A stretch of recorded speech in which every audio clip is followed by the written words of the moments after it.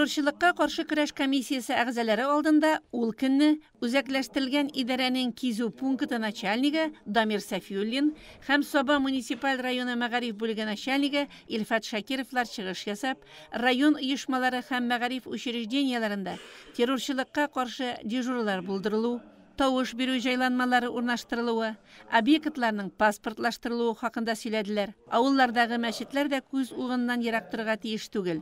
Бүгенге булгавыр заманда авыл имамнары халык арасында тиешле идеология эшен алып баралар дип сөйләде районыбызның имам мөхтәсибе Айнур Әхмәтов. Административ комиссия эшендә дә алга китеш сизелә.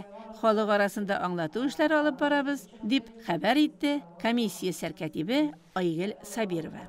Шул ук көнне коррупцияга каршы көрәш комиссиясе дә булып узды. Коррупция дигәч, бик күпләр меңләгән акча белән алыш-бирүшне күз алдына китерә торгандыр.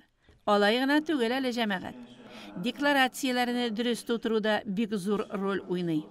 Үзеңнең эшеңне хәл итү өчен кемгәдер ришвәт бирми калу буламы? Менә буларның барысы да коррупция дип атала инде. Ә менә алганны түгел, иң элек биргән кешене җәзага тартырга кирәк, диде комиссия рәисе. Район үзәк хастаханәсе баш табибы Марат Юсупов, коррупцияга каршы көрәш комиссиясе рәисе ярдәмчесе Азат Халилов, башкарма комитетның кадрлар бүлеге мөдире Рита Ялмиевалар коррупцияны булдырмый калып була. Ул үзебездән тора, диделәр. Ә хәзер район советы утырышы турында. Халык депутатлары һәм киң җәмәгатьчелек катнашында Соба муниципаль район советының чираттагы утырышы булып узды. Көн тәртибенә 4 мәсьәлә кертелгән иде. 2023-2025 елларга Татарстан Республикасы Соба муниципаль районының социаль-икътисади үсеше хакында башкарма комитеты җитәкчесе урынбасары Марат Бахманов доклад белән чыкты. Беренче укылышта 2022 елга һәм 2023-2024 елларның план чорына Татарстан Республикасы Соба муниципаль районының бюджеты хакында финанс бюджет палатасы рәисе Шамсун Сунгатов таныштырды.